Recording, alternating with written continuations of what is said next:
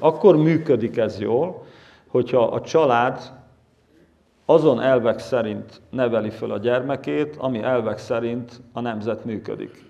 Tehát van egy nagy közösség, ami a nemzet, és van egy kis közösség, ami a család, és ez egymással borzasztó szoros kapcsolatban van, mert én akkor vagyok nyugodt, hogyha azokat a morális, erkölcsi alapelveket, amit én átadok a gyermekemnek, a családban, vagy a nagyobb közösségben az elfogadott. És akkor leszek neurotikus, hogyha én egy morális, erkölcsi alapelvek szerint fölnevelem a gyerekemet, és azzal szembe fog menni a környezete. Tehát ez egy nagyon, nagyon egyszerű képlet, és a problémát az jelenti jelenleg, hogy a család nem funkcionál. Tele vagyunk hülyével, hülye gyerekek vannak. Egész egyszerűen én 30 éve tartok történelemórákat, és látom azt a folyamatot, ahol szellemileg, fizikailag épülnek le a fiatalok.